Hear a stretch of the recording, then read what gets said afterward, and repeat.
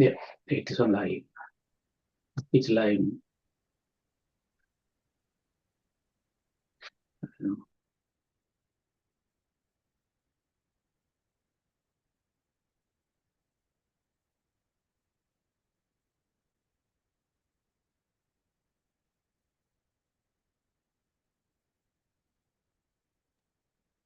Hi, Larry. The microphone is mute. We are live, so I have to stop.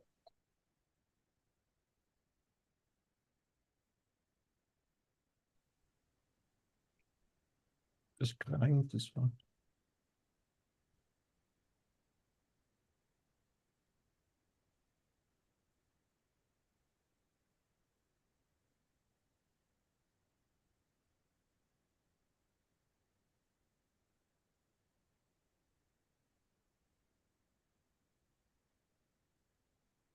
Is my microphone working?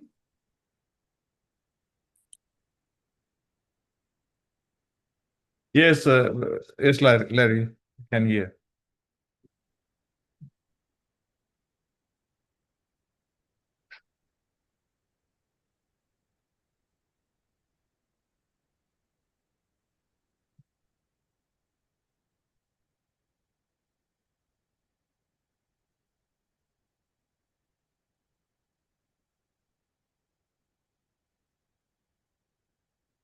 Okay, music share කරනකොට මම හිතන්නේ music එක මේක විතරද යන්නේ line music okay එක music යන්නද? එකකුත් තියෙනවා. music දැන් අපි තාම කට්ටිය එකතු වෙන්නේ නැහැ නේද අපේ.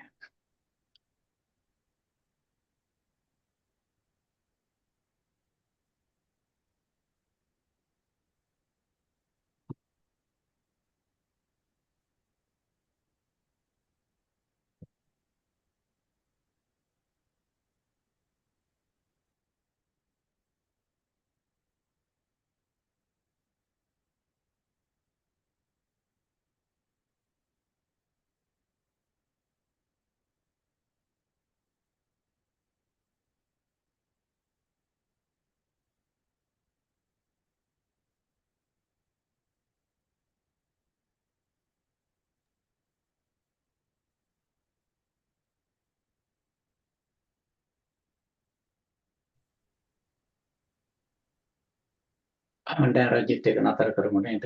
Another source.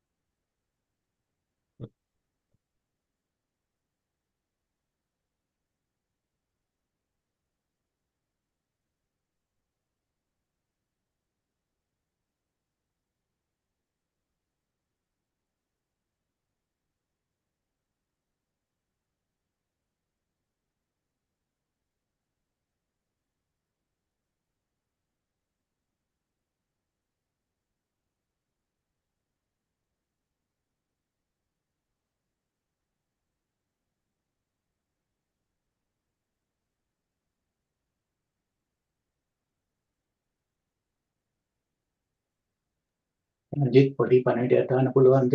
We are getting delayed because we are waiting for the panelists. Message එකද දාන්න ඕනේ නැත්නම් කියන්නේ? Line එක. හ්ම්? Chat line. මම දාන්නම් comment මම දාන්නම්. chat එකේ. Okay.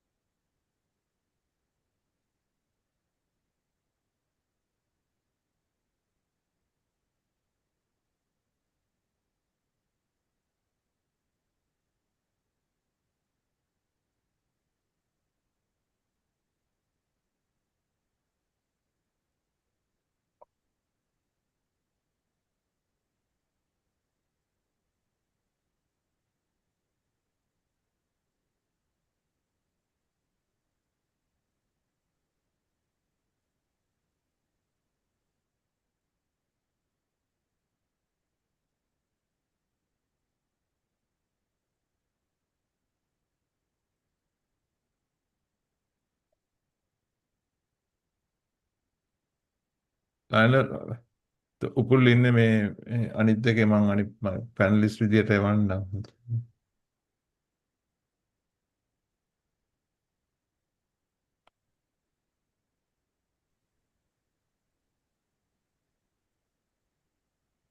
Promote to panelists කියලා මම එකක් select Yeah, I'll change it. I don't know whether he has accepted. If he can hear, then he can accept. okay. I think it's all right. Yeah, done it. Now Swasthika ඉන්නවද? I'll check it.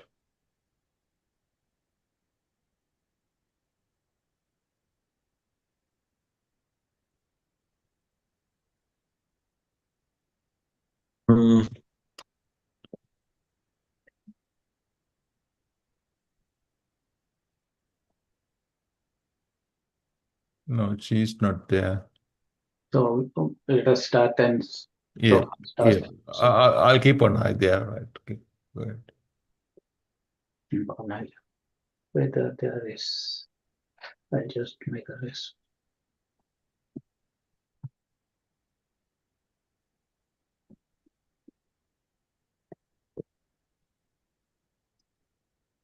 No answer.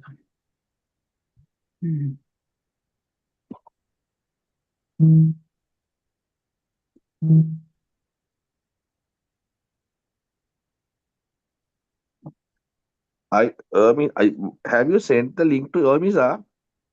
I'm here. Right. Upul, your camera is also sideways, I think. Ermiza, I'm in Singapore. I came to see Mr. Mustafa. Mustafa wanted to see me. So I am with limited resources. You will have to turn the camera. Just turn the camera. That's all you need to do. The phone will have to be turned the other way, I think. My camera is all right now? Ermiza? No, it's sideways. The image is sideways. Oh, That's correct. No, it's gone back. That's Yeah, correct. that's right. Now it's right. Now it's okay. I think we may have to start without Swastika because she doesn't respond to anything. I sent a message as well. I called her. She said she's just joining. Okay. She has joined in the attendees group. Is she there? Yes. Swastika is there. She is in the attendance, but attendees. Can't see that name there, right? See under what name? It's under Swastika. Sorry? She's there in the this thing, not in panelist list, the other list. That is. So we are checking. She's not there. Maybe she's under. Is it Zoom user guest? No, it came for a little while and then it went off. That's why I saw it. Maybe she's trying to getting into the panelist now, right? Yeah, perhaps. We're getting delayed.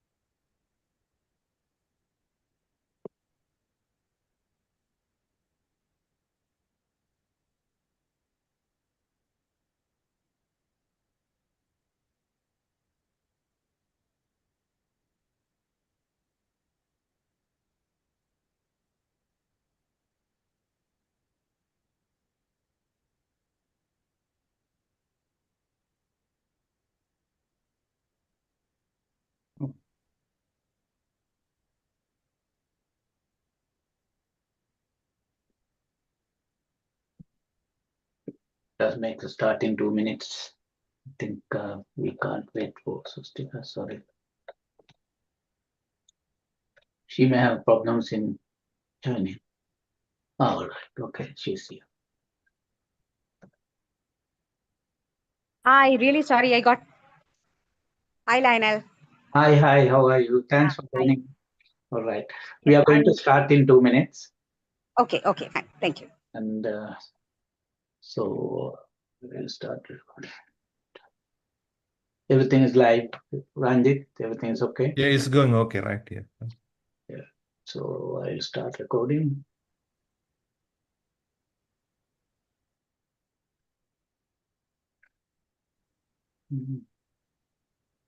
So what happened to recording?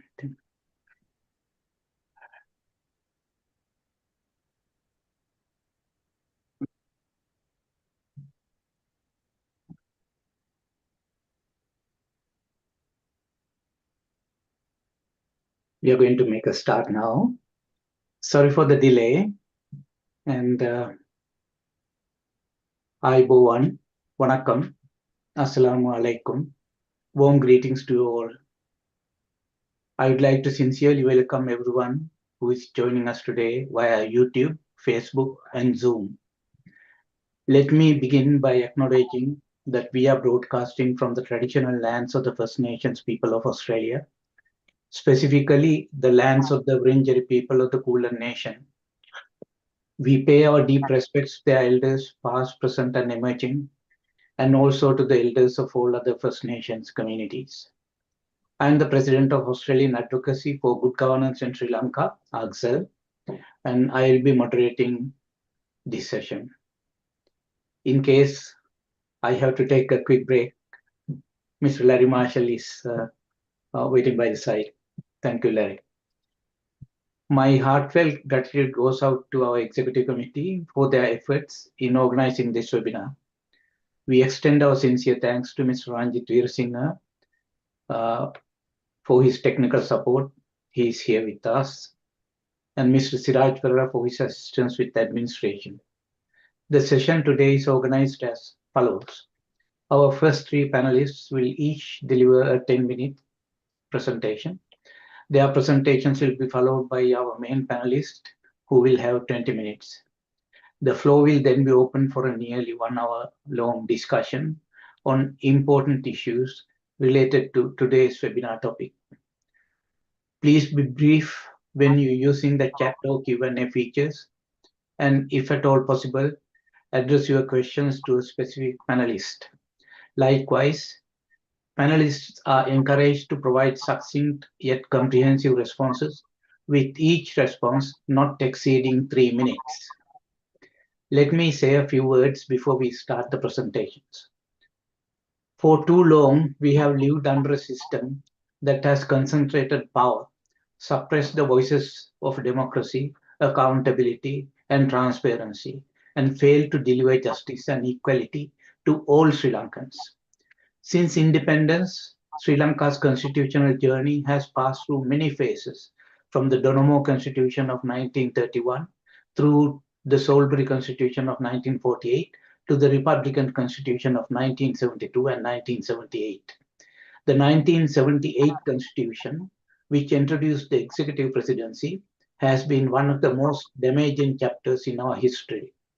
This system has empowered individuals over institutions, presidents over parliaments, and majoritarianism over pluralism. Every election since 1977 has brought promises from politicians to abolish the executive presidency. Yet, once in power, these promises are forgotten. The reason is obvious. The system protects those who hold office, not the people. It allows unchecked executive power, limits parliamentary oversight, and centralizes authority in Colombo, while communities in the north, east, and elsewhere continue to feel excluded. We must ask ourselves a simple but profound question. What is the purpose of a constitution? A constitution is not just a legal document. It is a blueprint for governance and a reflection of our collective values. It should guarantee equality, justice, and dignity for every citizen. Sadly, In Sri Lanka, constitutions have too often been tools to entrench power rather than uphold rights. Our current constitution guarantees some fundamental rights, but it also privileges Sinhala over Tamil and Buddhism over other religions. It ignores economic and social rights, and it has failed to address the aspirations of minority communities. This flawed structure has contributed to decades of conflict and 3 separate armed uprisings in both the south and the north of the country. We must learn from other nations. In South Africa, following the end of apartheid, the constitution-making process was based on broad consultation with binding principles that ensured the protection of rights for all communities. In Nepal, despite its challenges, the process involved a directly elected constituent assembly. In Chile, even after initial failures, the country has returned to the people to determine its constitutional path. These examples show us that lasting peace and democratic stability come from inclusion and dialogue, not from backroom deals among political elites. Sri Lanka's past constitution-making processes, by contrast, have been closed-door exercises. Women, indigenous people, and marginalized communities have been largely excluded. There has been no sustained national dialogue, no consensus building, and no genuine effort to ensure that the constitution reflects the hopes of the whole population. This must change. A new constitution must begin with wide public consultation. Every community, whether Sinhala, Tamil, Muslim, Burgher, Malay, or indigenous Vedda communities, must be heard. Workers, farmers, professionals, and the youth must also have a say. Women who have been excluded from decision-making for too long must be active participants. People must feel ownership of this constitution.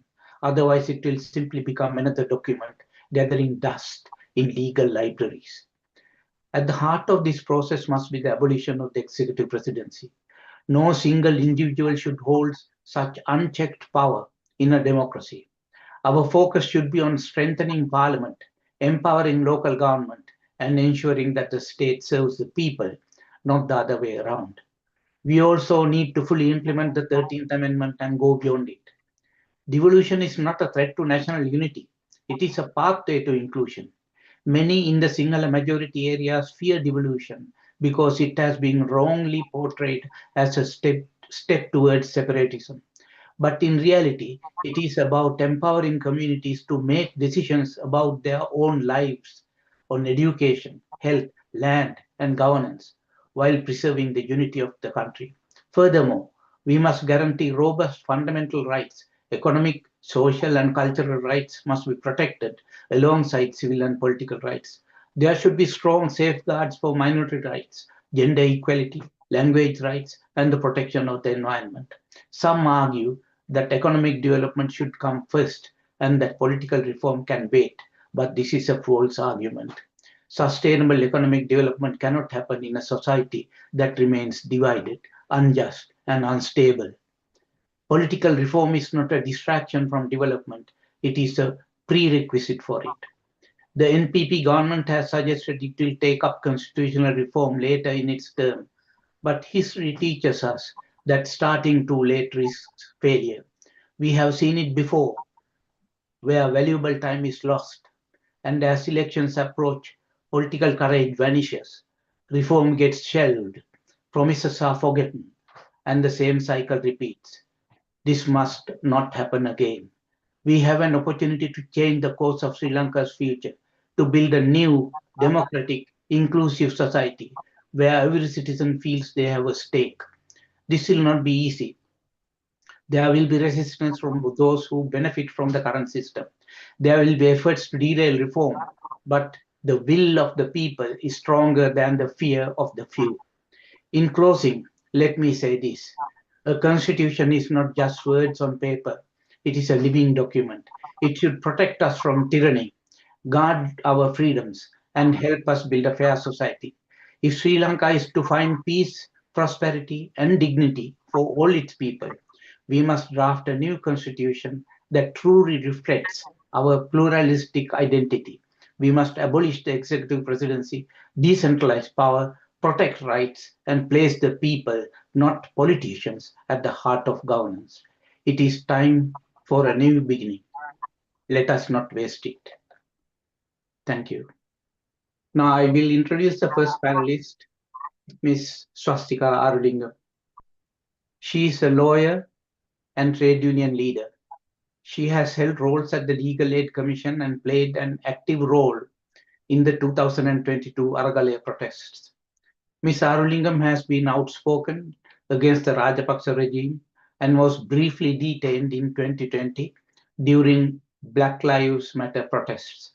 In 2021, she became the first female member of the National Labour Advisory Council, but was later excluded by the NPP government. She has continuously advocated for justice for Tamil victims of the Sri Lankan civil war. Over to Ms. Arulingam. Thank you, Comrade Lionel.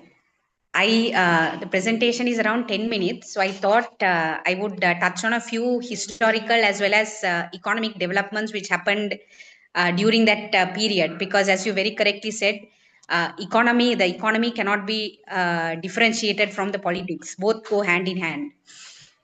Just to also say, taking a note from your introduction, oftentimes when new governments come, they spend a lot of time for consultation, with public consultation and so on, and it's very important. The constitution cannot be drafted with a few experts and elites in the center. But in Sri Lanka, we have had a very broad consultation process in 2017 during the Yahapalniya government, and the current Prime Minister, Dr. Harini Amarasuriya, was in that consultation committee. And she was one of the few in the entire committee. She was one of the people who gave broad sweeping recommendations, including the making the constitution secular. So, given the fact that a leader of the current government was part of this consultation process, and she was physically present in all of these consultation meetings, I think we do have adequate information on what people want. So I think the process must start, and thereafter consultations must simultaneously happen. But the process of drafting a new constitution through a broad consultative process, but the process must start, I think, because otherwise, as you said, later we will still have the executive presidency, and it will not be, it would still remain and exist in our constitution, and we will be facing another presidential election. Having said that, in 1978, it's a very it's a crisis period, not only in Sri Lanka but also across the world. A huge transformation was happening in terms of the economic structures, global economic structures, and the predominant economic model which was introduced at the time, both by Reagan as well as Thatcher, was the neoliberal economic model. Neoliberal economic model, I mean, I don't want to go into the what neoliberal economy model is, but in summary, what it means is that neoliberal economies theorize that they want the state to step out and want the state to play a minimum role when it comes to the economy. That's the summary of it. But in practice, what we see is that what the neoliberal economies want, they want the state to take a position decisively on the side of capital, opposing labor. So any laws which are brought in by the state, any regulations which are brought in by the state, neoliberal economies want that to be on the side of capital, on the side of capitalists, on the side of free flow of capital, to the detriment of everyone who comes facing the negative aspects of free market. So it is in this economic context, this global economic model, that we also found a character like Mr. Jayampathy, who of course loved power, who loved absolute power, and just like presidents who came after him, believed that one single individual can change the course of history of Sri Lanka. One individual cannot, however good the person is, however strong the leader is, however progressive the leader is, one individual cannot change a country's trajectory. It's impossible. But just like the presidents who came after him, he also believed and also, of course, he loved absolute power, that he can actually move the country from a closed market economy to an open market economy. And for that, we needed a very strong leader.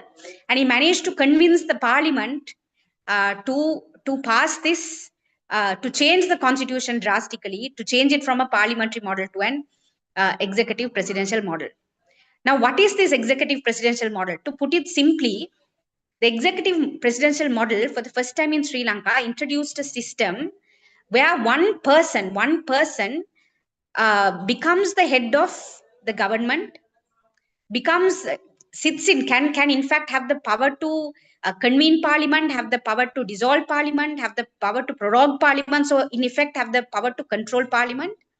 This one individual is also the head of the armed force. So he's the head of the government, he's the head of the armed force. He also can unilaterally control parliament, and he also can make appointments to the higher tiers of the judiciary. So the executive president was in fact appointing the chief justice and all the Supreme Court as well as the Court of Appeal judges.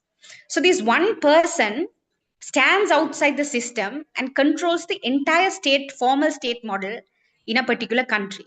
Now, I say he stands outside the system because when the executive presidential model was brought in, it was nearly impossible to remove the president. If he becomes, if he turns out to be an authoritarian, if he turns out to be a very corrupt leader, the structures which were put in place made it almost impossible to impeach the president. So this one man was controlling the entire formal structure of the government, and as a direct result, what happened was, in the years following the executive presidential model, Sri Lanka went through a very brutal civil war, killing hundreds and thousands of people, which resulted in the genocide against the Tamil people. Sri Lanka saw the passing of the Prevention of Terrorism Act, which is one of the most draconian pieces of legislation. And at the time it was passed, it was compared to the apartheid laws of South Africa. And to date, we have the Prevention of Terrorism Act in operation. And the Prevention of Terrorism Act can only exist if you have a person like the executive president, because under the Prevention of Terrorism Act, the president can issue detention orders. So you have the court system, the court have the power to detain someone, but outside the judicial process, you have this Prevention of Terrorism Act giving the president the power to curtail the freedoms of the citizenry of Sri Lanka in times of normalcy. It's not even in times of emergency. In times of normalcy, a president can curtail the freedoms of a citizen of Sri Lanka, which is, I think, the freedom of an individual is a fundamental principle of liberal democracy. But the executive presidential system, which exists within the liberal democratic model, in fact, circumvents this idea that freedom is non-negotiable, and through this introduction of the Prevention of Terrorism Act. Then, of course, once he became the executive presidential model, he also became the head of the Mahawali Authority. And what did the Mahawali Authority do? And what did they do? They started resettling Sinhala communities in what was traditionally considered as places where Tamil and Muslim communities were residing. So the executive presidential model also became a structure through which economic tensions were intensified. And to date, we have farmers who remember the time when they were evicted from the Tamil farmers who remember a time when they were evicted from their lands, like what's happening in Gaza today. They were evicted from their lands at gunpoint with military intervention in order to make room for Sinhala farmers. So to date, we have Tamil farmers who remember these incidents and who are currently working as laborers in the farming plots of Sinhalese farmers. So the racial tensions also, in fact, after the executive presidency that we saw the 1983 riots happening. And the president did absolutely. Now, one of the rationale for introducing the executive presidential model is that this strong leader can control things, can control incidents like the 83 riots. But it was the state which funded and sponsored and supported the 1983 riots, which directly contributed to the intensification of the civil war, which happened for the next 30 years in Sri Lanka. So these are some of the more glaring aspects of the executive presidential model. But if we see the trajectory from 1978 in Sri Lanka, what we see is two things. One is the erosion of democracy. The fact that a president can call the armed forces in times of normalcy and park them in every aspect of every place in a particular village or a particular town was normalized after the introduction of the executive presidency. A president can call on the armed forces and allow the armed forces to check ordinary civilians even in times of normalcy. That was normalized after the executive presidential model. Corruption intensified. The fact that you can talk to the president and get something done. What we saw in full display during the Rajapaksas was normalized during the executive presidential system. And also the economic crisis, which came in 2022, it did not start in 2019, it started in 1978, when with the anchoring of this executive presidential model, we decided to open our markets without keeping any safeguards for the people of Sri Lanka to face the onslaught of this free market model, and the bankruptcy which happened in 2022 can also be directly attributed to this concentration of power in the center against a democratic sharing of power amongst the region and so on. So these are some of the glaring aspects of the executive presidency. But if I also draw your attention to what is happening right now, in 2022, a president who was seen as invincible. Now you can't remove it's almost impossible to remove the president through parliament. It's almost impossible to remove the president through by the judiciary. But a president who was seen as an invincible person was removed through an Aragali, a popular uprising. And people I don't think even scholars give enough credit to that power, the direct action, the direct democracy which people exhibited at that time. A person who was considered to be invisible, a political position which was considered to be invincible, was just thrown out within a few months, simply because people came onto the streets. And that was a very crucial moment for the politics of Sri Lanka. And I think political thinkers, scholars, legal scholars, even lawyers, I think, failed to capture that moment where we could have come together and created a discourse against the executive presidential system and removed that system from our legal structures. I think we failed to do that. We failed to capture that moment and educate people and failed to do that. And as a result, we had another presidential system. And now Mr. Anurakkumara Dissanayake is the president. Now, once again, the NPP in its electoral promises said that they're going to abolish the executive presidential system. In the last 2-3 months, I have not heard a popular discourse on the abolition of the executive presidential system. So I fear that Mr. Anurakkumara Dissanayake is also becoming very comfortable being the executive president, because once you come to that seat, it is the seat of the most highest power in the country and absolute power in the country. So you don't feel like giving it up. That happened to consecutive presidents, right? So I feel the current president also is starting to feel very comfortable in his seat. And if we as people do not put pressure to abolish the executive presidency, we would have another cycle of presidential election, and the system will continue. My only worry is the opposition which existed to the executive presidency in 2022 does not exist now. Because Gotabaya Rajapaksa was the worst, like he was like if you want to kind of put a grade to the different kinds of executive presidents, Gotabaya Rajapaksa was the worst in terms of the economic situation which existed at that. I don't think in any yardstick he was the worst president, but in terms of the economic situation which existed at that time, people kind of showed their anger against that power. So I don't think that kind of anger exists at this point, because now the economic oppression and the economic dispossession which is happening is much more invisible, so that we don't really see it in open. We don't see people in queues for standing for petrol. So it's more invisible. So therefore, the anger is not towards the executive presidency, so to speak. But that should not prevent us from holding the NPP government accountable for the electoral promises. And we should not, as Comrade Liner said, we should not wait for 5 years for the executive presidential system to be abolished. Because if we wait for 5 years, the next president is also going to come and say, I will abolish the executive president when I come to power, and then we'll see another 5 years. So, I think it is time that we start pressuring the government to move for a constitutional reform, and that constitutional reform must focus. I mean, I would say, even if that constitutional reform singularly focuses on abolishing the executive presidency, that is good for now. We don't have to complicate things about, various other things. I think it should singularly focus on abolishing this power structure, which has corrupted our economic as well as our political model for this long. Thank you. Thank you, Ms. Arulingam. And yeah, your presentation raised a couple of important points.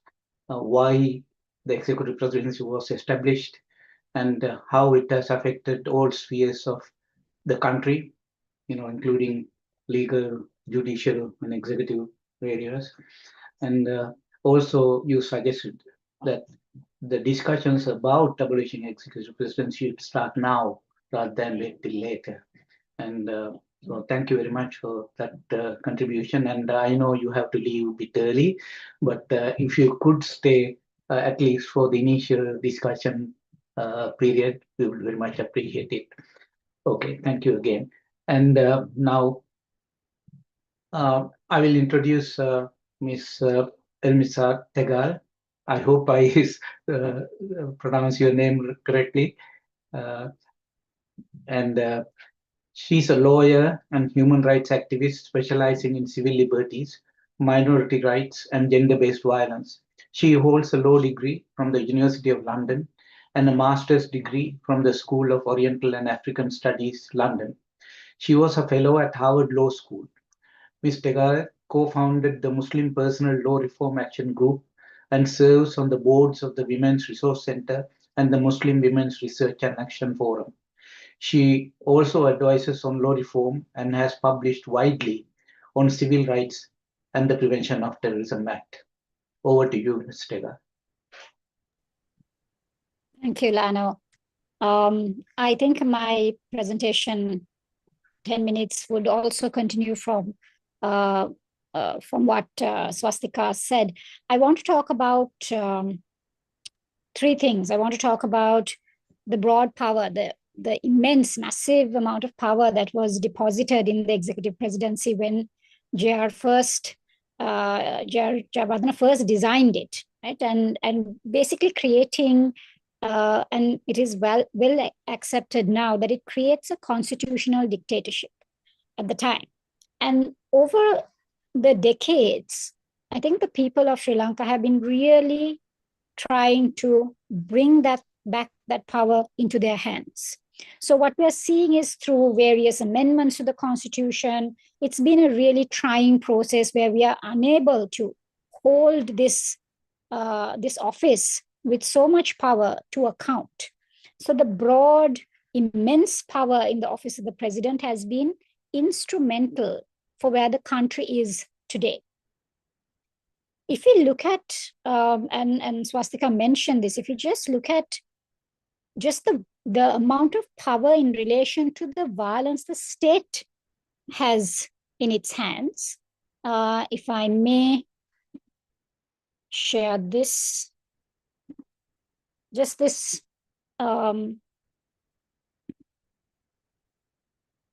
chart to show that ever since the executive presidency was introduced in 1978, designed in 1978, we've had immediately thereafter the Prevention of Terrorism Act that was enacted, which primarily puts hands of power, and I would say violence, state violence, in the hands of the president, the military, the armed forces, and the police.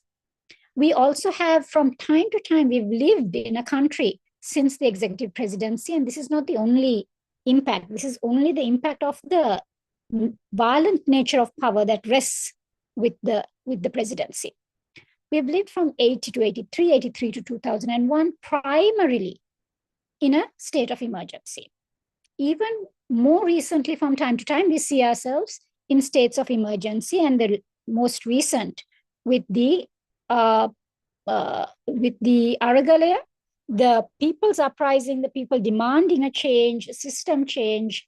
We see the response from essentially the president is one of one of violence. Immediately after the July 17th, 18th declaration of a state of emergency, we see the Galle face cleared with military force of the protesters that were occupying that area without weapons, peacefully, but a military brutal attack on protesters immediately after the calling of a state of emergency.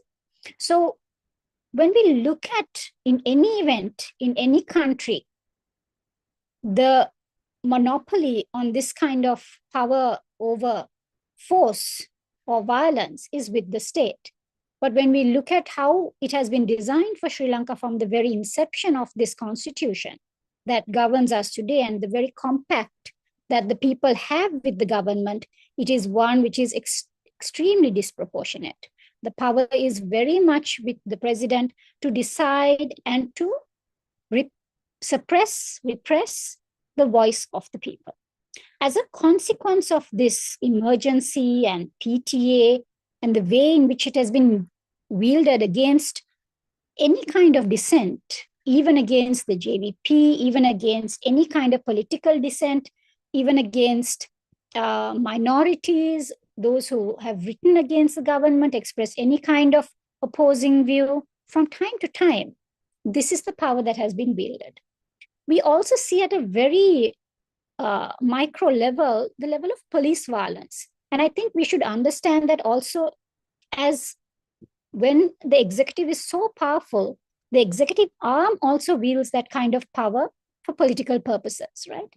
And there are lots of relationships, complex relationships of power and how it is used and why it is used, but basically creating a politics of fear amongst the populace and a subordination of particularly poor working class identities that are marginalized,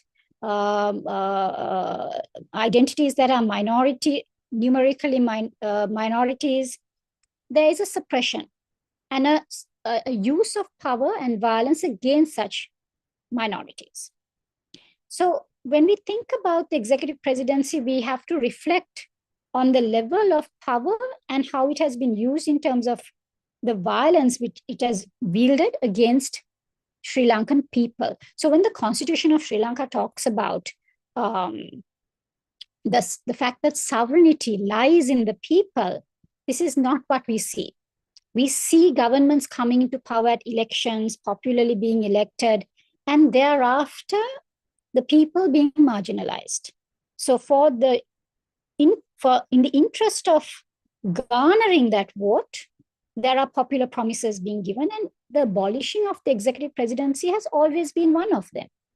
During Chandrika's time, during President Chandrika Bandaranake's time, during Mahinda Rajapaksa's time, we have seen this promise consistently being given to say, we will come into power and abolish the presidency. They are voted into power, and the executive presidency, the power in the presidency is not abolished. So it is also, in terms of process for today, very important to understand that the process needs to start immediately upon taking of power, that the mandate given by the people is reflected in the immediate workings of the government. I want to talk a little bit about also, as on one hand, we have the violence, and on the other hand, we've had an entire machinery that has been working in the interest or with the agenda of the incoming presidents, incoming governments, right? So with the executive presidency that was introduced by Jayampathy, we have an elite agenda that Swasthika spoke about in terms of also economic policy coming into play. We have law upon law that was enacted that privileges certain classes over others. So we have, most recently, I think we have the Economic Transformation Act, we have attempts at various labor laws, various things that have been enacted and created and built an institution, a mechanism that has marginalized the popular voice.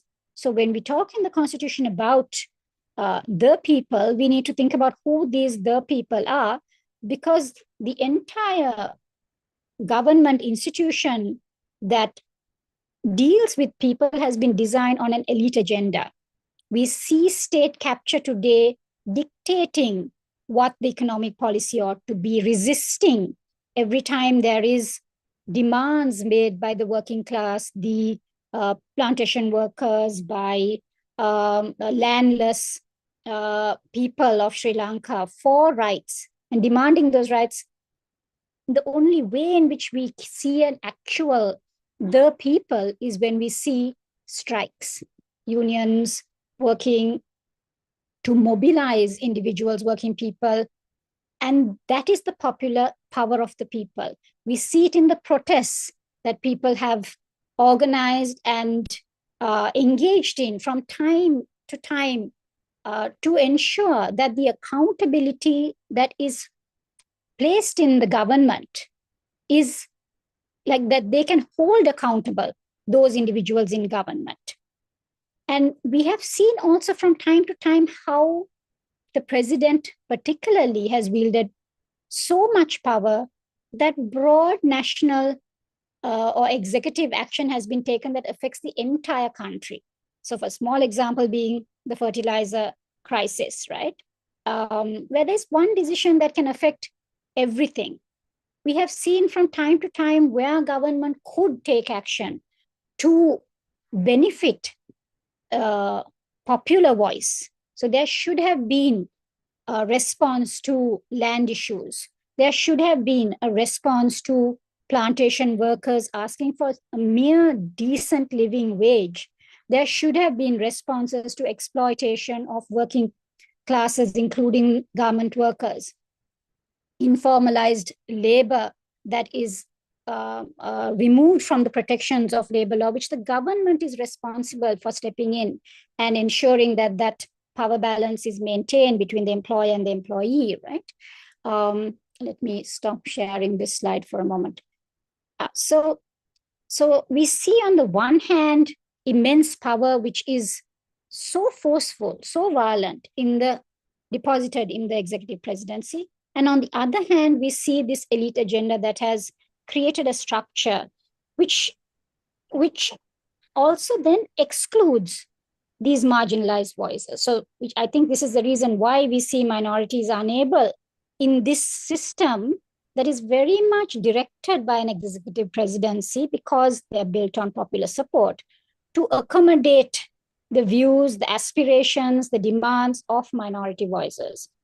Those could be ethnic minorities, religious minorities, women within religious minorities like Muslim women's rights, again, plantation workers, landless, those with marginalized identities in Sri Lanka, vulnerable identities, and the poor in general. So those voices do get marginalized and suppressed as a result of the system that we have built.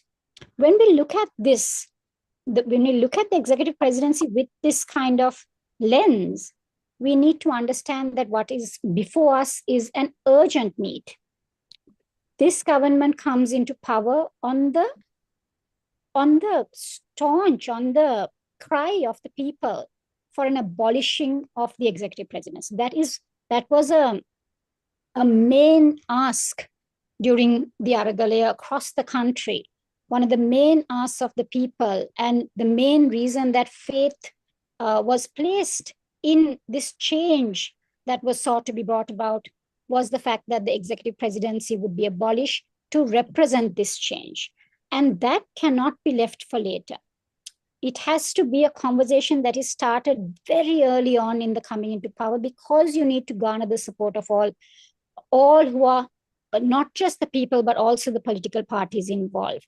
It is a very intense process that cannot be kept to the last stages of the term of either the parliament or the president.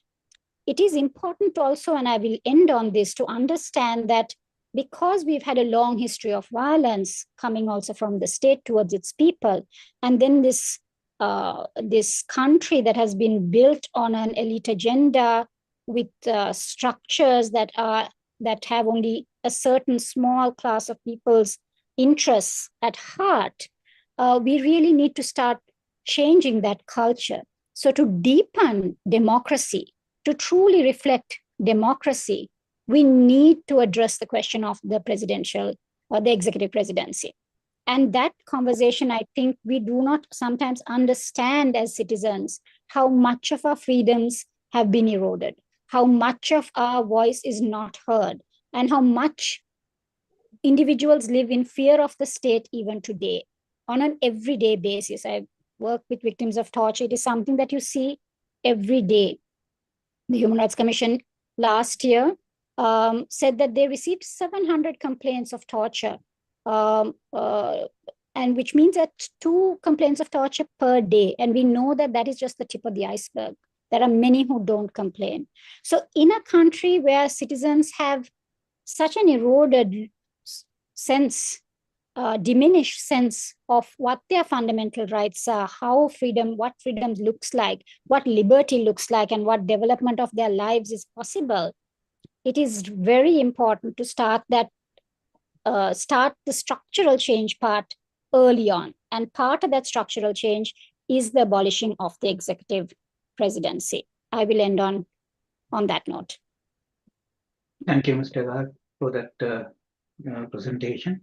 And you described, or you clarified the timeline of the executive presidency and how after establishment of the executive presidency, at every election, there was a promise by the opposition to abolish it, but it never happened. And you also highlighted how executive presidency has affected the communities, the peace, and the economy of the country, and how it has been used. The executive presidential system has been used by the president to marginalize all other voices of dissent. Thank you. Now it is over to Mr. Kumarapperuma, Upul Kumarapperuma. Mr. Upul Kumarapperuma, President's Counsel, is a leading Sri Lankan lawyer specializing in civil, criminal, and constitutional law. He serves as a member of the governing councils of the National Institute of Business Management and the University of Peradeniya. He is also a member of the Executive Committee of the Bar Association of Sri Lanka and the Asian Litigators Forum on Torture. Previously, he served in the executive of the Asian Alliance Against Torture. He contested parliamentary elections under the National People's Power. He is also active in human rights advocacy, including anti-torture initiatives. Thank you, Mr. Kumarapperuma. Over to you. Thank you very much for giving this opportunity. I have gathered 5 points from the presentations made by Swasthika and Ermiza. Three are basically, out of that 5 points, three points are basically it deals with the history. Number one is history means that those situations have been created from 1978. Issue number one is concentration of power with one person. That is the crux of the 1978 constitution, because the entire power in the constitution is given to one person, who is the executive president, and all the other institutions have become powerless with that power concentration. So, as mentioned by Swasthika and both Swasthika and Ermiza, the first point is the power concentration with one person, and the other issue number two is weakened parliamentary democracy because of the powers vested with one person. He is the head of the state, he is the head of the government, and he holds all the he controls all the positions of the government. So parliament, legislature has become basically it has become a non-entity. And issue number three is, it is very vital issue. Both Ermiza and Swasthika talked about this, that is ethnic and religious tensions because of the because of the power concentration of one person. As example, I can say, now with the centralized nature of the presidency can alienate minority groups, because he can alienate minority groups if the president thinks he would favor the interest of the majority. So you can simply ignore the interest of the minorities. So these three issues, I think these three issues have triggered 2022 Aragale. Because what happened in what are the other two issues those were popped up at Aragale? Number one is economic and governance failure. So what happened was, after getting power, Gotabaya Rajapaksa has introduced his own governance principles, own economic principles to the country. As example, I can say how he had introduced the organic fertilizer concept. So like that, he has introduced his own governance structure, own economic policy, and as a result of that, there was a serious erosion of the economy, serious erosion of the social fabric of the country, and a serious economic erosion of all the sectors of the country. So this situation has become, as mentioned by as mentioned earlier, as I mentioned by both Swasthika and Ermiza, that is because of the centralized power. That is because of centralized power. Time to time, we have done amendments to the constitution. We wanted to dilute the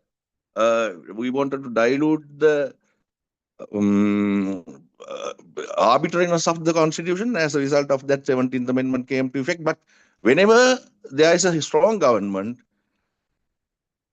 again, the government itself switch to the arbitrariness with the another amendment. 17th Amendment came to effect when there was a weakened government, and after getting power by Mahinda Rajapaksa, he introduced 18th Amendment, and again with the weak government, 19th Amendment came to effect, and again with a strong government, that is Gotabaya government, 20th Amendment came to effect. So like that, they concentrated power. Whenever there is a strong government with some kind of amendment, the president himself concentrated power with him. So as a result of that, the a poor political vision of the president, poor economic vision of the then president, the Aragale, economic crisis, and the other all failures of the nation or state has come to the surface. And he had to leave the country he had to leave the office because of that. And again, thereafter, Ranil Wickramaratne came to power. Ranil Wickramaratne came to power with the consensus of the parliament. So what Ranil Wickramaratne did was, he tried to stabilize the government. He did it to a certain extent. As Swasthika very correctly mentioned, economic stability is not itself sufficient to run a country. That is what you said. So what happened to Ranil Wickramaratne? Even though he had stabilized the economy to a certain extent, he couldn't regain power. That is because the public demand. There was a public demand for accountability, public demand for fundamental rights, securing fundamental rights, public demand for honoring the democratic values. What Ranil Wickramaratne did was, after becoming the president, he has crushed the Aragale. Very recently, there's a judgment given against him, holding that he has violated the fundamental rights of the protesters. So those five factors altogether clearly shows that the arrogance, arbitrariness, and authoritarian nature of the executive presidency. That is that authoritarian nature or arrogance or arbitrariness is given by the law, given by the constitution. It is given by the constitution. So, as we have as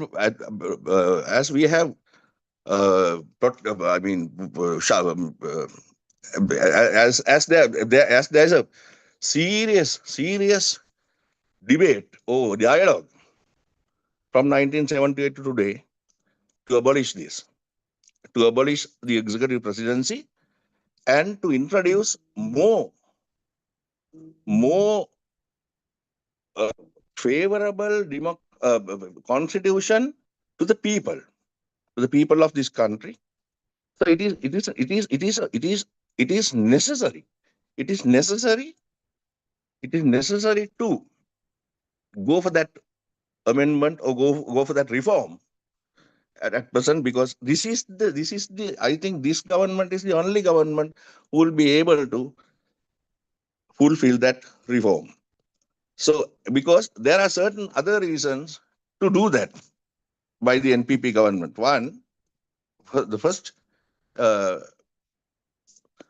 reason is the JVP. The JVP is a part of the NPP government. JVP was the worst victim of this authoritarian presidency.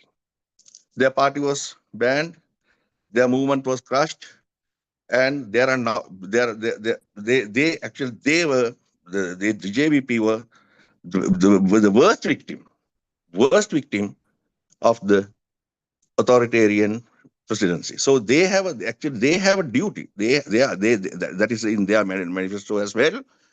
They have a duty to abolish the presidency. So this is my first presentation. I have to leave early because I'm in Singapore. I have come for a special purpose. I will be leaving around half an hour time. Is it all right, Mr. Bopage? Okay, thank you very much, Mr. Kumarapperuma.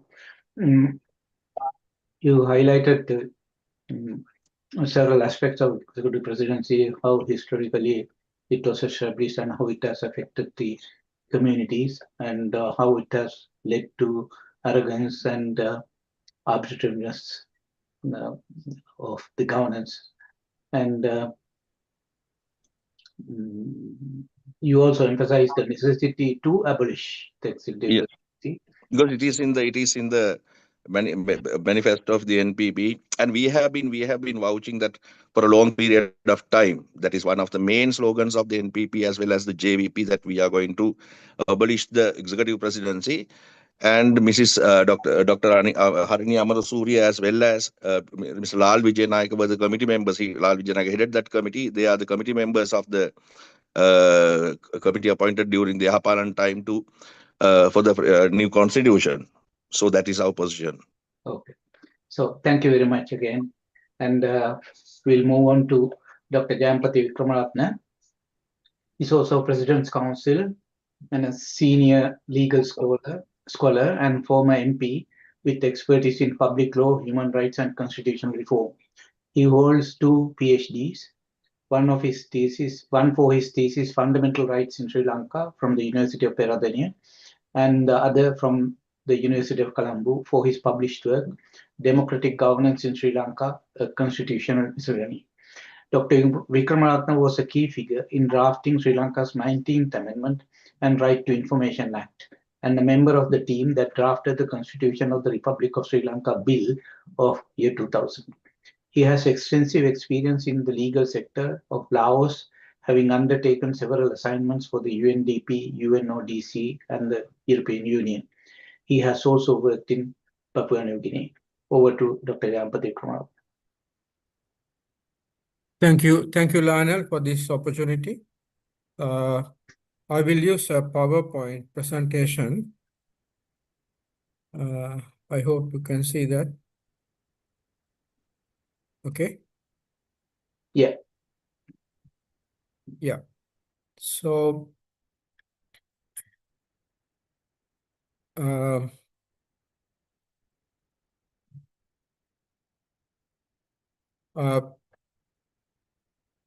talking about the abolition of the executive presidency. in relation to a new constitution. That is the topic of the discussion. So before coming to the abolition, I would like to state my views on the essential features of a new constitution. One is the supremacy of the constitution in law and in practice. That all state action inconsistent with the constitution should be deemed void and judicially reviewable, which is not the case now. We don't have post-enactment judicial review. For example, after a bill is passed, it cannot be challenged. Rulings of parliament cannot be challenged. Not only legislation, even, for example, an unconstitutional ruling of a speaker or a committee or a motion which is unconstitutional cannot be challenged. But the global trend now is to review even non-legislative acts of the legislature, such as motions and rulings. The 2015-19 Constitutional Assembly, which is very crucial to our discussion, the Fundamental Rights Subcommittee of that process, I was a member of that subcommittee, proposed bringing all state action, including judicial action, legislative action, all state action, and even non-state action within the fundamental rights jurisdiction of the judiciary. Then another essential feature, of course, apart from the abolition, is devolution of power to the lowest possible level based on the principle of subsidiarity. That is, whatever could be handled by the lowest tier should be vested in it. A fundamental rights chapter that is more broader than the present one, which is restricted to civil and political rights, while broadening the scope of civil and political rights that we have, I suggest that we include social and economic rights, cultural rights, rights of children, women, the disabled and the elderly, and environment rights. A constitutional code, because this new structure that we are talking about would have, various constitutional issues are likely to arise. And to deal with them, it is best that we have a specialized court. And therefore, I would advocate strongly a constitutional court. Electoral reform, about which I will talk presently. Now, the NPP, JVP, which is in power, what are the positions that they have taken? The JVP has been unconditionally for the abolition of the executive presidency. I say EP, executive presidency. In the 2015-19 process in which the JVP very actively participated in the steering committee as well as the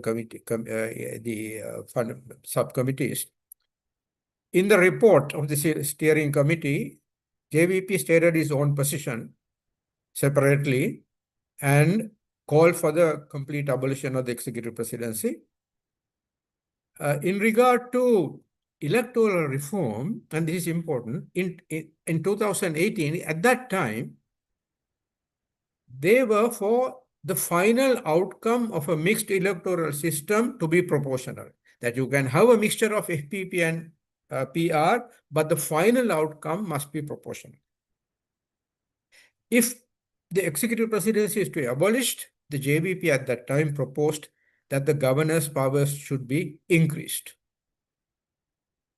In the 2024 manifesto last year, the present governing party coalition made a very important statement that a process, the 2015-19 process, will be completed.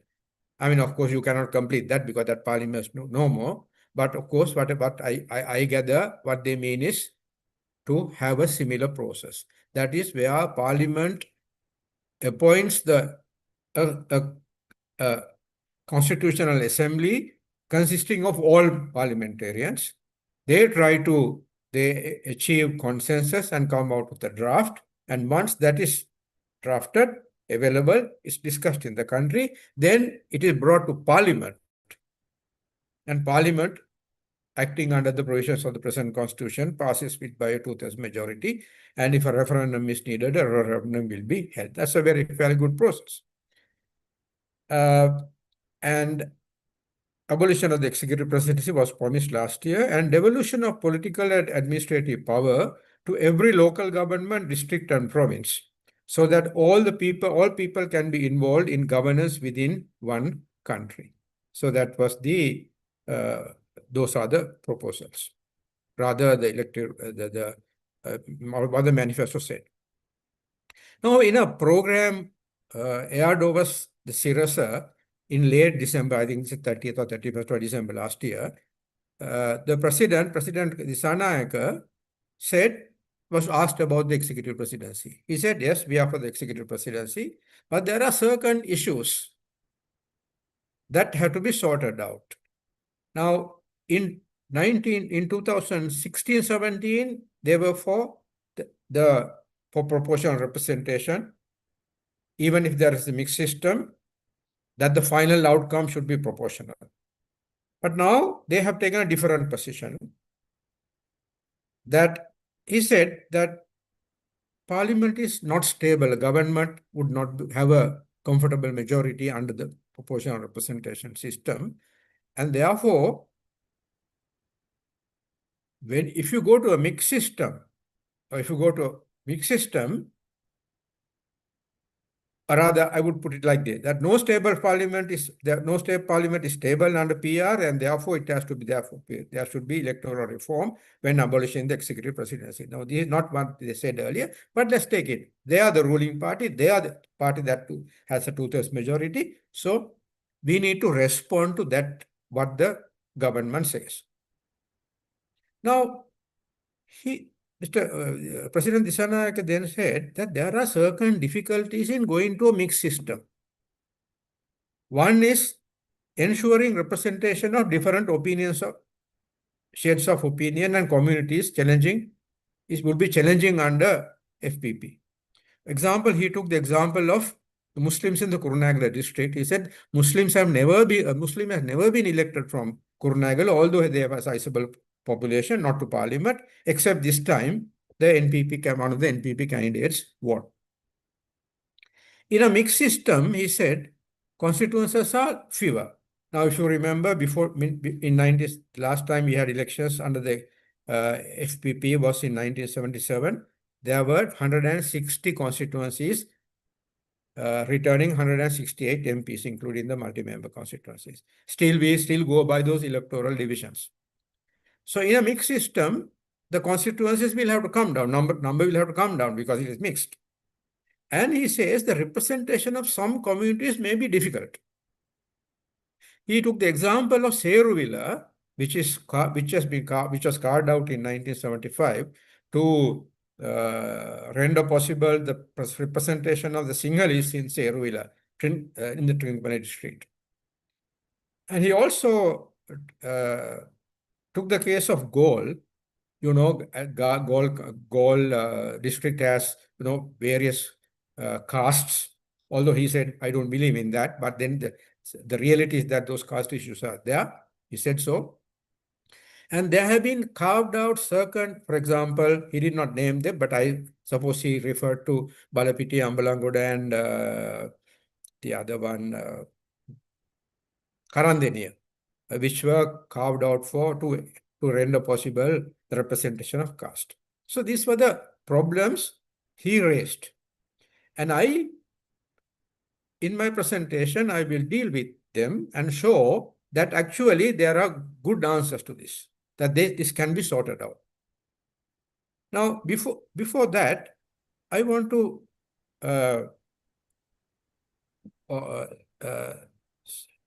deal with, refer to a set of proposals made by the Collective for Democracy and Rule of Law, which Professor Jayadev Uyanguda convened. I was a member, and there were professionals and academics in it. They suggested a 200-member parliament, mixed system, 130 FPP MPs on the basis of seats, including multi-member constituencies and smaller constituencies.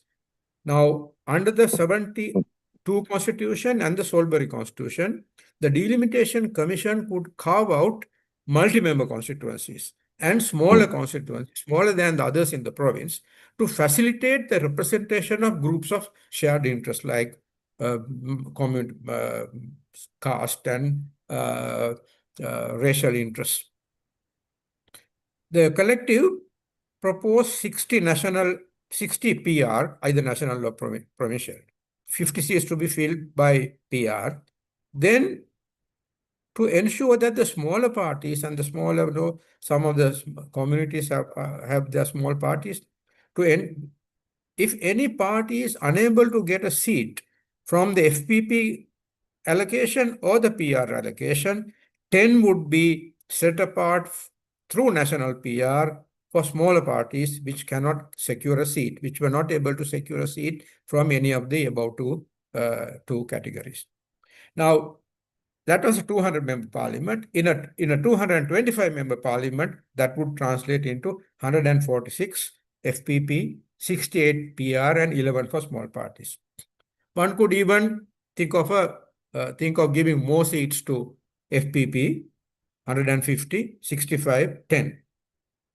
Those are possibilities. These have to be discussed. Now, regarding voting for people voting for candidates of their communities and castes, I must say it has not been always the case. Take the Balapitiya electorate, which always returned a candidate of a particular caste. In 1964, December, Lakshman de Silva voted to defeat the crossed over with CP de Silva and helped to defeat the SLSP coalition. At the next election, the LSSP nominated Mr. LC de Silva, who was from Ambalangud, from a different caste. And the people of Balapitiya punished Lakshman and elected LC de Silva from a different caste. So they took politics into consideration. Batikalo in 1970, the multi-member seat in Batikalo was carved out to ensure representation of a Tamil and Muslim.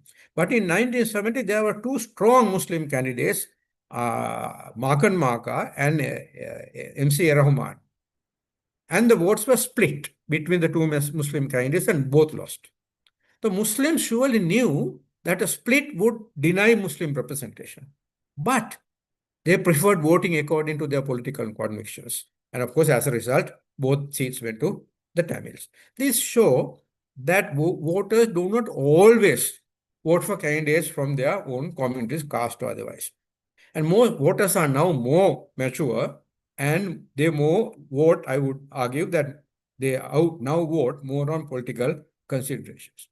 So how do we address President Dissanayaka's concerns?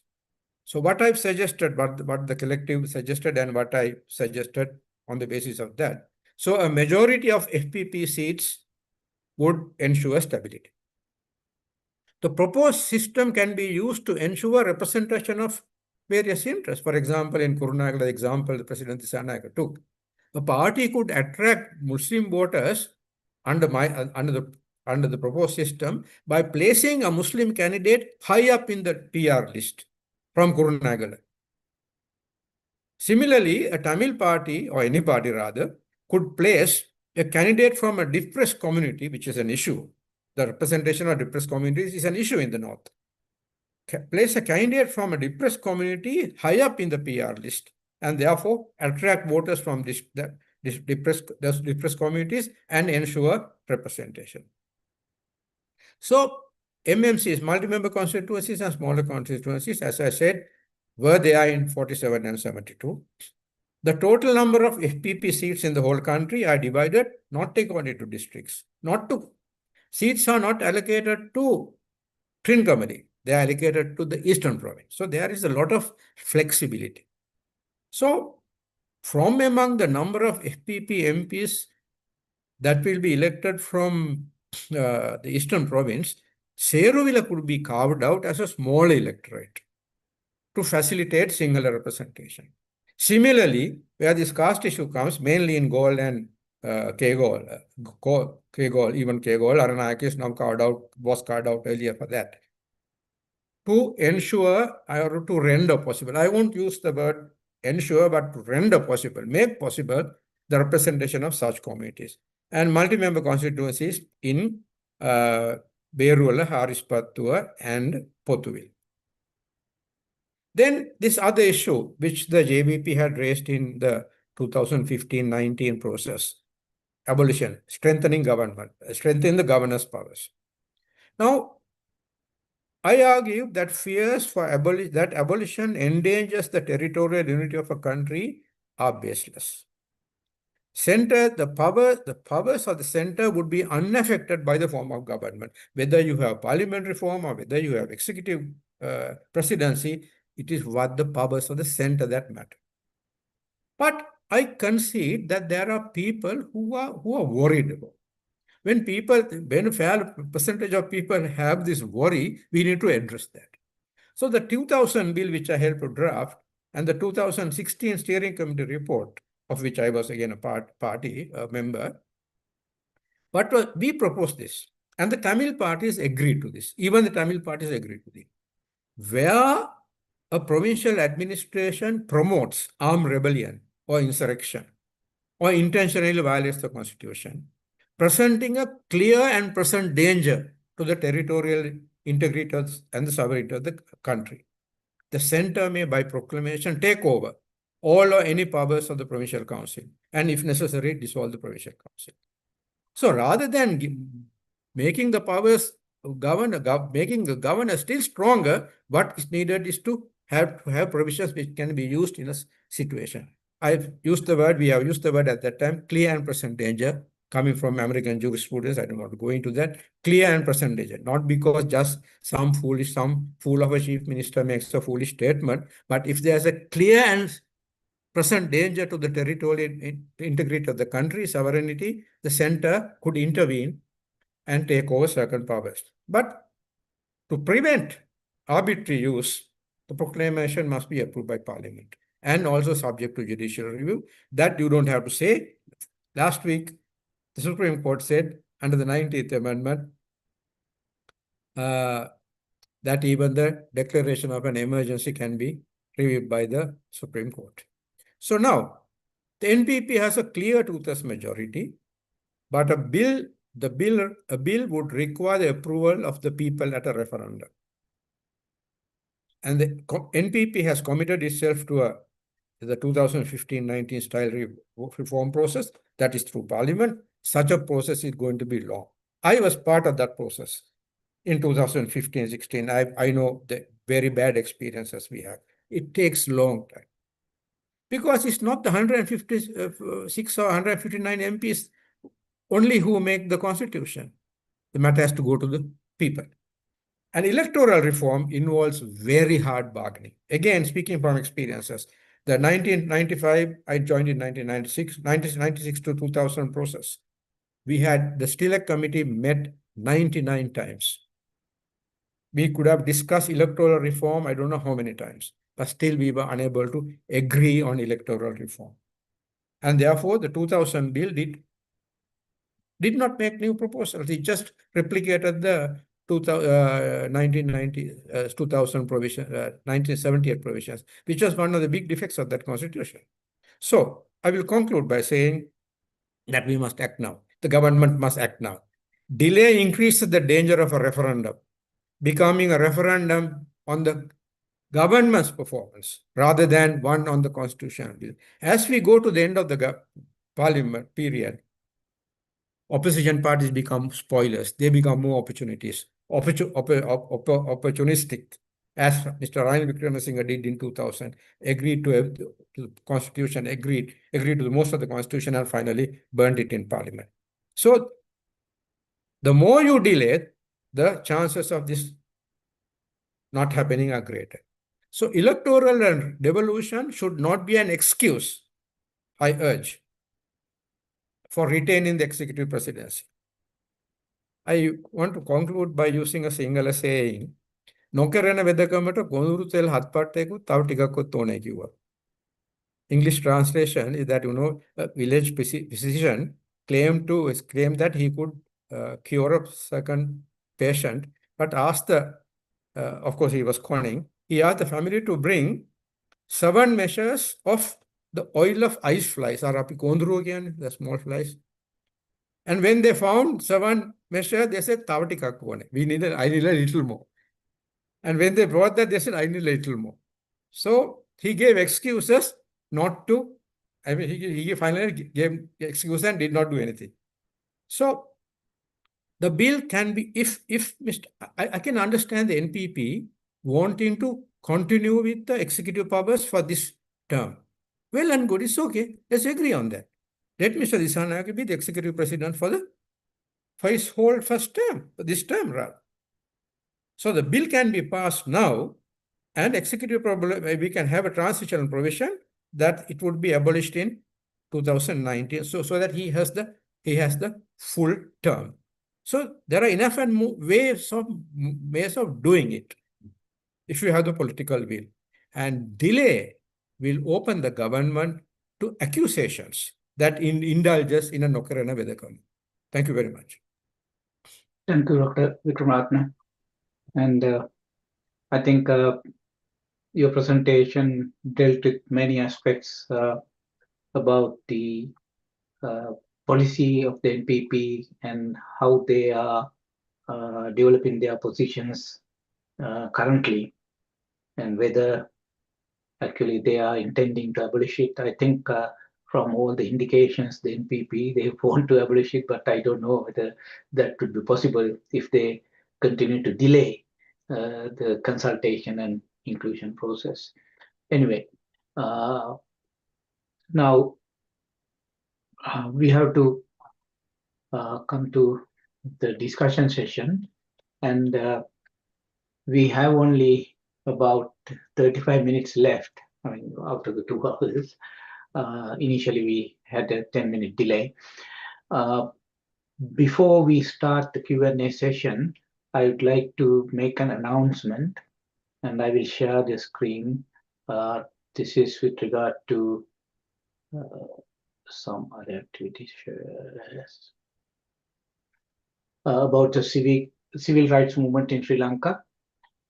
It's Sri Lanka's first human rights organization, and it was founded in response to state violence during the April 1971 insurrection. Since then, it has held successive governments accountable for their human rights obligations. Civil rights movements have addressed issues such as constitutional reform, emergency rule, torture, migrant labor, and capital punishment, many of which remain relevant today. Its work highlights the long-standing tradition of human rights activism in Sri Lanka and offers valuable insights for students, activists, and policymakers. Now, a new publication is being finalized, covering civil rights movement's interventions from 1971 to 81, including topics like civic rights, judicial appointments, and constitutional changes. Mr. Mirak Rahim of the Center, he was previously affiliated with Center for Policy Alternatives, and Ms. Renuka Senanayaka, solicitor in Victoria, she was also previously associated with Center for Policy Alternatives. They are compiling this publication. They are seeking your support to complete this project. We at Australian Advocacy for Good Governance in Sri Lanka would greatly appreciate your contribution. And if you are interested, please let me know, then I can send the details. Thank you. Now, moving on to the Q&A session, I will go by the order in which people raise their hands, and we have only 2 presenters to respond. Mr. Upul Kumarapperuma and Ms. Swasthika Arulingam, as they had to leave early. First of all, I will read a comment made by Dr. Dhammika Herath. He has said, he has put his in Q&A, abolition of executive presidency itself will lead us nowhere. We need a new constitution based on principles all Lankans can agree. It should separate 3 arms of government and explicitly secular. Would like to hear panel's opinions. So, if both of you are able. If I respond first, I'm Yeah. completely for a secular constitution. I've always said that. Having said that, because Buddhism has been given this place, the reality is that it will require a lot of discussion, a lot of concessions on the parts of various people, on the part of various groups that advocate and oppose it. And it's going to be very difficult, but it is not impossible. So we need to discuss this. But let again, the secular nature not being there should not be a nokarana vedakama for the abolition of the executive presidency. So I am for both abolition and but they are not mutually, I mean, they're not mutually exclusive. You can have both rather, but you can also have abolition, but preferably with going to a secular state. Thank you. Ermiza, any? Yes, I mean, it can be a quick response. I also agree that there's many things to be done, but I wouldn't say that abolition of the executive presidency, as Dr. Heratha said, will lead us nowhere. I think it is a very essential a part of what needs to be done. It's a very essential component without which really the other aspects will suffer. So we have to get these building blocks right. The compact with the people, the social contract needs to be designed. And in that designing, I think Dr. Jayampathy put down so much of the specifics in what that vision could look like in a constitution. We have to accept that we have a constitution that we are very unhappy with. And I think once we have that acceptance and understanding of why we're very unhappy with it as a people, one of the first things that we would want to, and I think there's broad sort of based agreement that abolition of the executive presidency is a must. Having said that, I'm fully in agreement that we need a new constitution that has separation of powers. And I would definitely say that secularism is something that conversation needs to start. And one of the reasons why it has been hard is because populist culture in politics has kind of promoted these ideas that people are now clinging on very strongly to, and breaking away from that, untangling that attachment to these ideas does take time. So, but I agree with the things that need to be done that Dr. Heratha has raised. Thank you both, Dr. Kumarapperuma and Mr. Zegal. Now, there is another comment made by, or rather question, by Professor Sivanandan Sarasanan. I don't have the full name, sorry. Just Professor Sivanandan Sarasananda Raja. Sorry. How can push the government strongly if the government keep on delaying the process? Okay, before coming to the panelists, I would like to share the screen. And it was, sorry, give me a second. Okay, share. I hope you can see the screen. This is a suggestion made by a solicitor in Victoria. He is a very strong activist in the Tamil community. See, I have forgotten the name, so getting too old. I will just read this first, and then let us discuss. I think it is relevant to that question. That is why I put that on. One of the key promises of the NPP, and particularly its presidential candidate, Kumarapperuma Dissanayake, was that if elected to power, they would implement the 13th Amendment to the Constitution pending the enactment of a new one by consultation with all sections of the community, aimed at resolving the long-standing ethnic conflict as well. There are no steps towards implementation of the 13th Amendment, which is law of the country.